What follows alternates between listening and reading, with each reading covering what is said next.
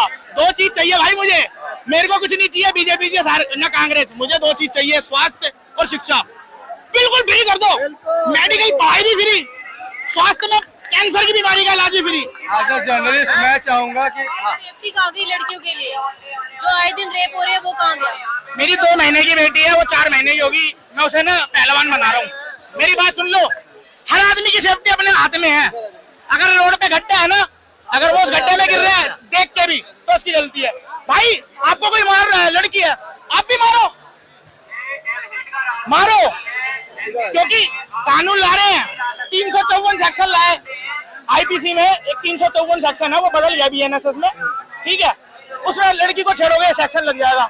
अरे भैया वो तो कोर्टों में पेंडिंग चल रहे हैं मैटर, कुछ नहीं है, गवाह मुकर जाते हैं मौके पे, गवाह मुकर जाते हैं। मैं तो कहता हूँ जिस लड़की को छेड़े ना, पर रैपट नहीं, उसके हाथ में इतना घुस पावर होना चाहिए, मारे उसको। अपने हाथ में भी पावर है भाई, अपने हाथ से भी लड़ो। लड़ोगे, सेल्फ डिफेंस है, सेल्फ डिफेंस आपके लिए। अगर हमें इतना कानून होने के बाद भी पहले तो वो करेंगे क्यों हमारे साथ, है ना? हमारी जो गवर्नमेंट है वो इतना स्ट्रांग होना चाहिए, और हर इंसान में, हर मैन में इतना डर होना चाहिए कि ये नौबत ही नहीं आए कि किसी लड़की को मारना पड़े, क्योंकि ये सिर्फ गवर्नमेंट से ही, हमारे जो पुरुष है जो ऐसी मेंटालिटी रखते हैं औरतों के प्रति, वो तभी चेंज हो सकती है। और हमारा टॉपिक यहाँ पे शिक्षा के साथ साथ महिलाओं की सेफ्टी भी बहुत इम्पोर्टेंट है। मैं किसी भी पार्टी की समर्थक नहीं हूँ, मैं किसी पार्टी पे बिलीव नहीं करती हूँ, और आगे भी मैं किसी पार्टी को वोट अन्य का ऑप्शन होता है वो दबा देती हूँ, क्योंकि मेरे लिए जिस राज्य में मैं रह रही हूँ वहाँ पे मैं सेफ फील नहीं कर रही हूँ, तो मेरे लिए शिक्षा तो सेकेंडरी है ना, बाकी चीज खाना मेरे लिए सेकेंडरी है ना। तो सबसे पहले मेरी सेफ्टी इंपॉर्टेंट है, अगर मुझे वही नहीं मिल रही है तो मैं पहले पढ़ूंगी कहाँ से? तो मेरे लिए सेफ्टी भी बहुत इम्पोर्टेंट है। साहब भैया सेफ्टी तो देखो बहुत इंपॉर्टेंट है, अभी भूकंप आ जाएगा, उसको कैसे कंट्रोल करोगे? भूकंप से मर जाएंगे, पर कोई आदमी हमें छेड़ेगा उससे नहीं ये फेस बिल्कुल करेंगे। बिल्कुल, देखो बिल्कुल सही बोल रहे हैं, लेकिन कई लोगों की मानसिकता हो गई है ना, नजरिया, लड़कियों को किस नजर से देख रहा है वो, नजरिया कैसे बदले? ये तो भाई परिवार से सीखता है नजरिया आदमी। नजरिया परिवार से सीखे या कहीं से सीखे, अगर उसको पता हो कि अगर वो छेड़ेगा तो गवर्नमेंट हमारी छोड़ेगी नहीं, तो वहाँ से मानसिकता भी बदलेगी और उसकी सोच भी बदलेगी। नहीं सर, ये भी है कि जो बिटिया ने सवाल किया रेप के लिए, है ना, अगर स्कूलों में सेक्स एजुकेशन परमानेंट कर दी जाए, लड़कों में अवेयरनेस बढ़ेगी सेक्स को लेकर, कहीं ना कहीं रेप का जो रेशो है वो गिरेगा। जब तक सेक्स एजुकेशन आप नहीं बढ़ाओगे, हिचकते हैं हम लोग सेक्स को लेकर बात करने में, बिल्कुल भाई, लेकिन मेरा मानना यह है कि सेक्स को लेकर हिचकना नहीं चाहिए, उसको बताओ, बच्चों को समझाओ, पहली क्लास से बताओ कि दिस इज सेक्स, और वो इसलिए किया जाता है। सर ये जेनजी बच्चे हैं, इनको सब पता है, बट इनको ये जो सोशल मीडिया, ये जो बॉलीवुड से जो बहुत गंदा ये सब आ रहा है, हर चीज ओपन हो गया है, इससे भी बहुत इफेक्ट पड़ता है। एजुकेशन देना ही सब कुछ नहीं होता, दिन भर जो सारे फोन में जो भी एक्सपोज चल रहा है, ये भी बहुत मैटर करता है। जो बच्ची कह रही है ठीक है, वो बॉलीवुड जिम्मेदार है, बिल्कुल भी जिम्मेदार है। क्या है कि ये एक सोची समझी साजिश है किसी जनरेशन को बर्बाद करने के लिए। जो अमेरिकन मूवीज हैं, जो ड्रामेज हैं, पहले 80 के दशक में जब हम देखेंगे तो उसमें नंगापन था, धीरे धीरे वो नंगापन वहाँ से खत्म हो गया। वो नंगापन धीरे धीरे कहाँ शिफ्ट कर दिया गया है? वो एशियन कंट्री में शिफ्ट कर दिया गया है। रीजन क्योंकि अब वो जो हमारे यूथ है, मेरी जनरेशन का, इनकी जनरेशन का, वो इसमें लग गया पूरी तरीके से, उसको सिवाय सेक्स के अलावा कुछ नहीं समझता।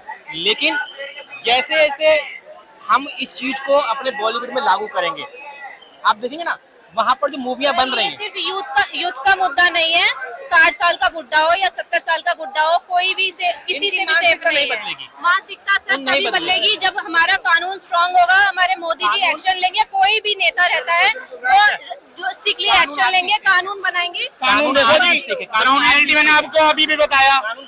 देखो ये हमारे भाई 2018 से इनका एक मैटर है साकेत कोर्ट में, महरौली में, फास्ट ट्रैक कोर्ट में है। मोदी जी ने आज फास्ट ट्रैक कोर्ट की बात करी है, देखो 2018 से पेंडिंग है भाई का। वो भी क्रिमिनल केस है, मेरी बहन का मर्डर हुआ था, और मर्डर करने वाला ऐसा वैसा नहीं, सीरियल किलर है। मानसिकता उसकी 2 वाइफ जिंदा भी है जो भाग चुकी है अपने आप को सरवाइव करने के लिए। और इसके सर बाद मैं गवर्नमेंट से और मैं जितने भी पुलिस वाले हैं, मैं ऑन वर्ड बोलती हूँ, अगर मैं एक लड़की हूँ, मैं बाहर जाती हूँ, मैं जॉब करती हूँ, अगर कोई मेरे साथ रेप करता है या मुझे छेड़ता है, मैं लिटरली उसको जान से मार दूंगी।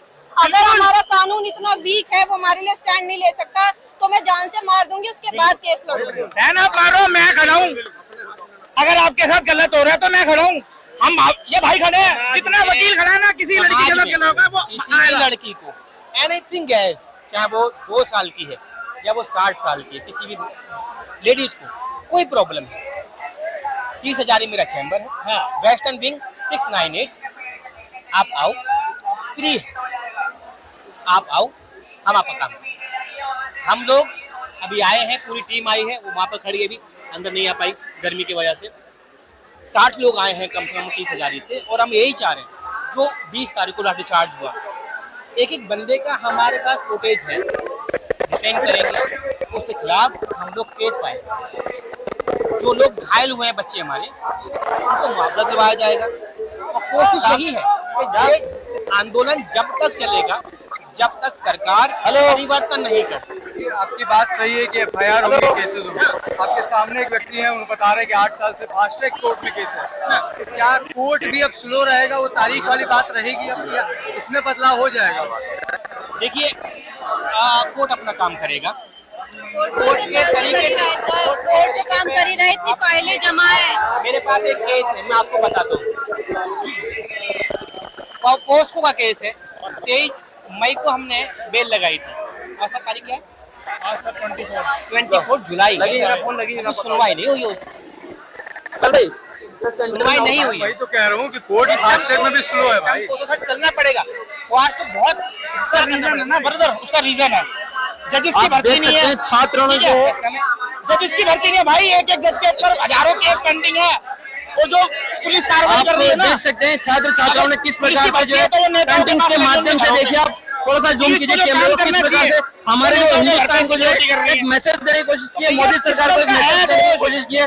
तो भैया आप देखिए किस प्रकार से लोग नहीं घुसेंगे पेंटिंग्स के माध्यम से जो है सरकार को मैसेज देने की कोशिश की है कि सरकार अपने फैसले से पीछे हट जाए। सेटलमेंट वहाँ करो, पुलिस वालों का ये कहना है। और कोई गरीब मार दे तो मेरा ये गरीबों के लिए कानून नहीं होता, गरीबों के लिए कानून नहीं होता, गरीबों के लिए जेल होती है। मतलब मैं गरीब हूँ तो भारत मेरे लिए नहीं। नहीं, भारत आपके लिए है, लेकिन आप किसी के ऊपर किसी से लड़ नहीं सकते। गरीबों के लिए कानून बनाए गए, अमीरों के लिए नहीं बनाए गए। सॉल्यूशन क्या है वकील साहब? सोल्यूशन, रिवोल्यूशन, क्रांति। सोल्यूशन यही है कि जैसे हम यहाँ पे स्टैंड ले रहे हैं, हम आने वाले अपने नेता से जवाब मांगे, अपने हर पॉइंट पे जवाब मांगे, खड़े रहे, उससे लड़े। जो यूथ है, ये यूथ नहीं, पूरा इंडिया मिलके अपने राइट्स के लिए लड़े कि हमें ये पॉइंट है। कोई मोदी को सपोर्ट कर रहा है, कोई कांग्रेस को सपोर्ट कर रहा है। मेरा मुद्दा ये है, जो मोदी भक्त हैं, मैं किसी की सपोर्टर नहीं हूँ, बट मैं उनसे लॉजिकल क्वेश्चन पूछना चाहती हूँ कि क्या वो जो मोदी को सपोर्ट कर रहे हैं, रेप की केस डे बाई डे यहाँ बढ़ते जा रहे हैं, हमारा जो पैसा है दिन पे दिन यहाँ गिरते जा रहा है, हमारा जो हॉस्पिटल है उसकी इतनी बुरी कंडीशन है, हमारी जो शिक्षा है, इतने रोज के 3 से 4 स्कूल दिन पे दिन बंद होते जा रहे हैं, गवर्नमेंट स्कूल की इतनी बुरी कंडीशन है, प्राइवेट को ज्यादा बढ़ावा दिया जा रहा है। तो जब इतनी ही बुरी चीजें हैं, तो उसके बाद भी हम मोदी भक्त कैसे हो सकते हैं? पूरे इंडिया में सिर्फ शौचालय बनाने से हमारा देश नहीं चलेगा। पहले जो ये बाहर जो आप पोटी कर रहे हैं ना, उसको बंद करें। आप सिर्फ छोटे छोटे लोगों को बेवकूफ बना सकते हैं, स्कूल पास बना के, और ये डिजिटल इंडिया बना के। इतना हो गया कि 2 सिम रह गई है, एक एयरटेल, एक जियो। इसके बाद आपके पास कोई ऑप्शन नहीं है। आप जियो का रिचार्ज कराते हैं तो आपके पास ऑप्शन है, नहीं तो आपका फोन बंद कर दिया जाएगा, और आपका एयरटेल का नेटवर्क आते नहीं है। तो ये कहाँ तक कनेक्शन है, आप ये चीज सोच सकते हैं। कहीं ना कहीं जो जवाबदेही है पूरे सिस्टम में, सिर्फ एक कानून या फिर एक आदमी के इस्तीफा से सारा सॉल्यूशन नहीं निकलने वाला है।